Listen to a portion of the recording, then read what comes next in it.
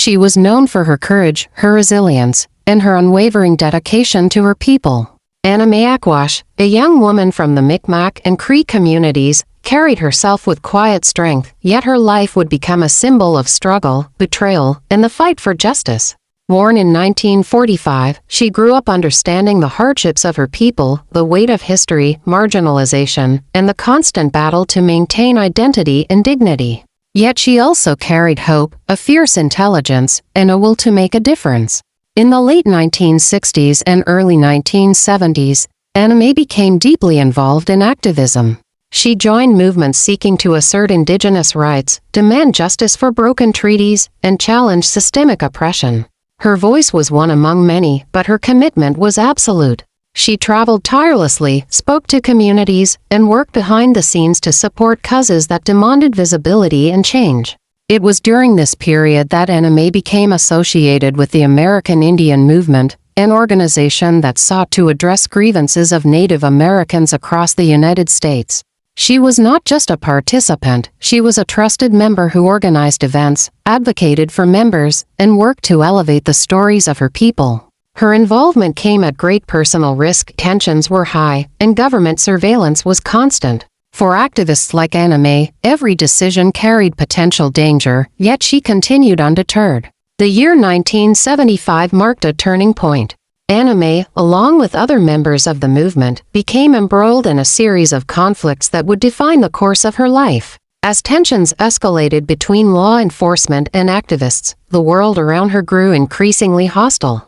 She had friends and colleagues who faced harassment, arrest, and violence, and she herself began to feel the shadow of danger creeping closer. In December 1975, Anna Mae was in Denver, Colorado. She had been traveling across states, working with activists and attending meetings. By this point, she had gained the trust of many in her community, but she had also attracted attention from people who viewed her dedication as a threat. Her intelligence, organization skills, and influence made her both a key figure and a target. On a cool December evening, Anna Mae was abducted. She was forcibly taken from her home, bound, and held in secrecy. The circumstances were shocking, but they were just the beginning. For days, she was moved between locations, enduring threats, uncertainty, and fear. The environment she found herself in was no longer one of activism or safety. It had become a place where control, manipulation, and intimidation defined every moment. During this period, people who had once been allies began to express doubt. Confusion and paranoia surrounded Anna Mae's situation.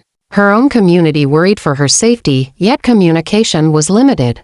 Every day that passed added to the uncertainty, and whispers began to circulate about betrayal and complicity. Her disappearance was not just physical, it became a symbolic representation of vulnerability, even within movements designed to protect and empower. Despite the immediate danger, Anna Mae demonstrated remarkable composure and courage. She resisted, questioned, and observed. Her awareness of her surroundings and the intentions of those around her allowed her to maintain clarity in an otherwise disorienting situation.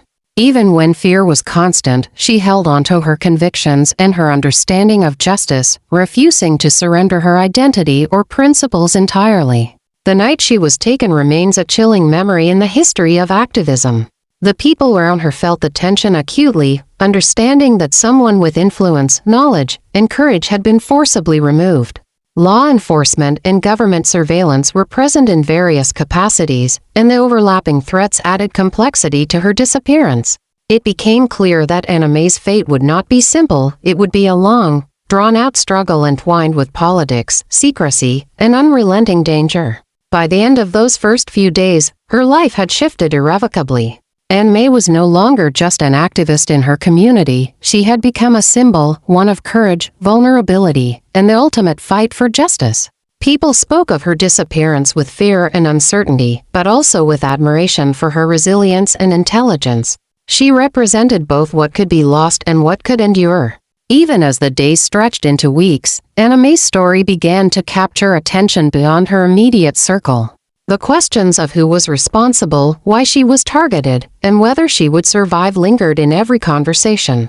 Her name became a focal point, not just of her community, but of a broader struggle, the struggle between activism, power, and the forces that sought to undermine it. Her life, at this stage, was defined by movement, danger, and vigilance. She was no longer just living her story, she was surviving it. And what would happen in the months that followed would leave a mark on history, one that demanded attention, remembrance, and, ultimately, justice. In the weeks following her abduction, the atmosphere around Anna Mae Aquash grew increasingly tense. The movement she had been part of was under scrutiny, and the fear that someone from within her own ranks might have played a role began to spread. Trust, once assumed, became a fragile thing. Whispers of betrayal circulated quietly, as people wondered how one of their own could vanish so suddenly without explanation. Every conversation carried tension, every meeting had a shadow of suspicion. Anna Mae herself, though forcibly removed from her familiar surroundings, retained a sharp mind. Even while confined, she observed those around her, analyzing their behavior, words, and intentions. Her instincts, honed by years of activism and navigating complex political landscapes, remained acute. She knew that danger often came disguised as familiarity. The people who held her captive were not strangers in the truest sense. They were individuals she had worked alongside, individuals who knew her routines, her habits, and her vulnerabilities. Outside her immediate circle, family and close friends began to fear the worst. The uncertainty was agonizing. There were no clear leads, no definitive evidence, and no immediate understanding of who had taken her or why. Investigators were limited in their ability to act, and even within activist circles, suspicion and fear prevented coordinated efforts. Anna Mae had become a ghost in a web of political tensions, institutional scrutiny, and personal vendettas.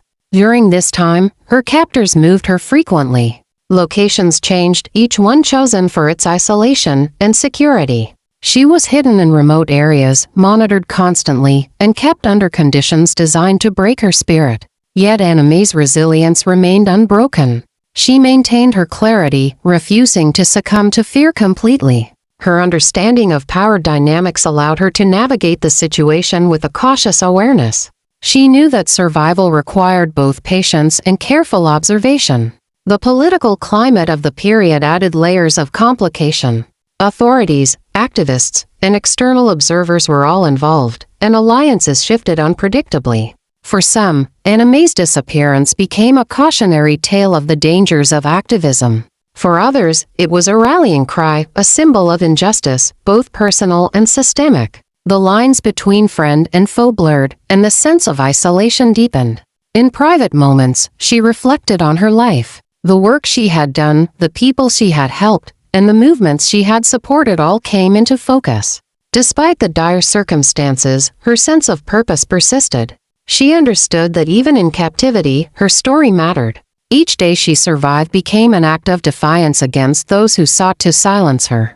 Meanwhile, tensions among those connected to her case increased. Internal investigations began informally, as members of her community tried to determine what had happened. The idea that betrayal could come from within was painful, yet impossible to ignore. Patterns of behavior, inconsistent statements, and unexplained absences all contributed to growing suspicion. Questions rose. Who benefited from her disappearance? Who stood to gain by removing her from the movement? Every answer seemed to lead to further uncertainty. By the end of the second month, the pressure mounted. Anna Mae's captors faced their own internal conflicts. Mistakes were made. Security measures faltered. Moments of inattention allowed small opportunities. Moments that could have changed the course of the story have ceased. Every day that passed heightened both her danger and the intensity of the mystery surrounding her fate. The public, meanwhile, became increasingly aware of the situation. Rumors began circulating in media outlets and local communities. Advocates demanded answers. The story of Anna Mae Aquash became more than just an individual tragedy. It symbolized the larger struggles faced by Indigenous activists in the United States. It highlighted the risks they took, the systemic neglect they faced,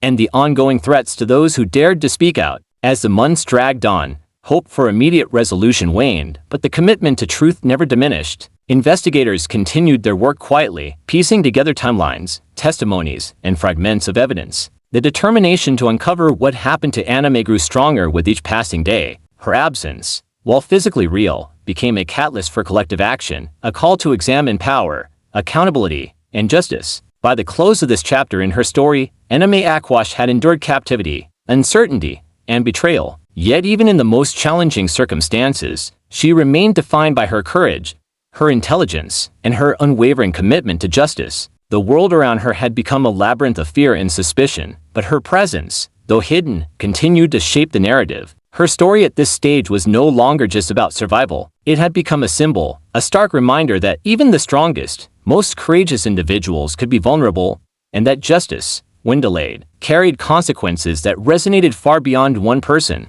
By the time the final days of Anna Mae Aquash's life unfolded, the story had grown darker, more complex, and heartbreakingly tragic. Her resilience had been tested beyond imagination, yet she remained steadfast in her convictions, holding on to her identity and her unwavering belief in justice.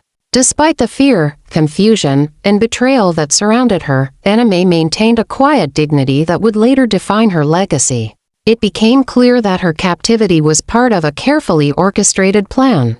Those responsible had positioned themselves as allies while masking intentions that were anything but protective. The layers of deception ran deep, lines between loyalty and betrayal blurred, leaving Anna Mae isolated in a web of manipulation. She had once trusted those around her, collaborated with them, and believed in the shared mission of the movement. But in the final moments, she faced the terrifying reality that power and paranoia could turn friends into threats. The final night of her life was marked by uncertainty and dread. Accounts later pieced together from investigations suggested that she was moved to an isolated location, far from the safety of her community, where she was confronted by those who saw her not as a person, but as an obstacle to be removed. Even in the face of imminent danger, Anna Mae's intelligence and composure shone through. She refused to relinquish her voice entirely, questioning, observing, and resisting in whatever way she could. Tragically, her courage was not enough to prevent the ultimate outcome. On a cool December night in 1975, Anna Mae Aquash was executed. Her body was discovered weeks later in a remote area of South Dakota. The circumstances of her death revealed both the brutality she endured and the extent of betrayal that had led to her demise. Her life had been stolen, but her story was far from over. The immediate aftermath was a mixture of shock, grief, and outrage. Family, friends, and members of her community were devastated. Her disappearance and subsequent death were not merely crimes against an individual, they were assaults on a culture, a movement, and a generation of activists. Those who had admired her dedication now mourned her loss while confronting uncomfortable truths about internal conflicts and failures of protection within the movement. Investigators and journalists began to uncover details of her final days, slowly exposing the complexity of her murder. Questions that had long gone unanswered started to find partial explanations. The involvement of insiders, the motivations driven by suspicion and fear, and the tragic consequences of a climate of secrecy and paranoia. Yet even as information surfaced, many answers remained elusive, leaving gaps that would haunt her legacy for decades. One of the most enduring aspects of Anna Mae's story is her legacy. While her life was cut short, the principles she stood for, justice, courage, and advocacy for Indigenous rights, continued to inspire countless others. Her death sparked renewed conversations about the dangers faced by activists, particularly women, within political movements. It highlighted the need for transparency, accountability, and protective measures in spaces meant to empower marginalized communities.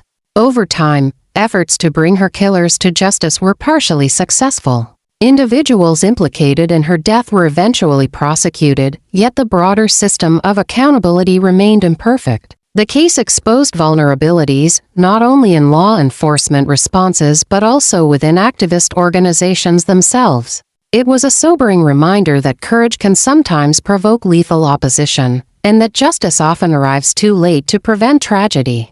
Despite the sorrow surrounding her death, Anna Mae Aquash became a symbol, not of fear, but of unwavering strength. Her story emphasizes the importance of remembering those who were silenced and forgotten.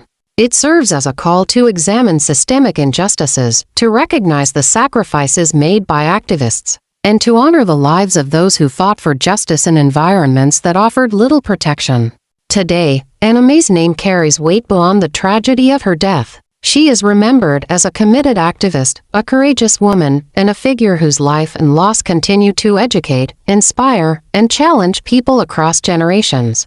Her story forces society to confront uncomfortable truths, reflect on the cost of silence, and ensure that individuals who advocate for justice are not left vulnerable. Even decades after her death, her presence is felt in the ongoing work of Indigenous rights movements, in the advocacy for missing and murdered women, and in the dedication of those who continue to fight for accountability. Anna Mae Aquash is more than a memory. She is a symbol of resilience, justice, and the enduring struggle for truth in the face of betrayal. Her life and death teach a profound lesson. Courage matters, truth matters, and even in the face of overwhelming darkness, the story of one woman can illuminate a path toward justice, remembrance, and change. Anna Mae's name will forever stand as a reminder that the fight for justice does not end with death. It continues through memory, awareness, and action.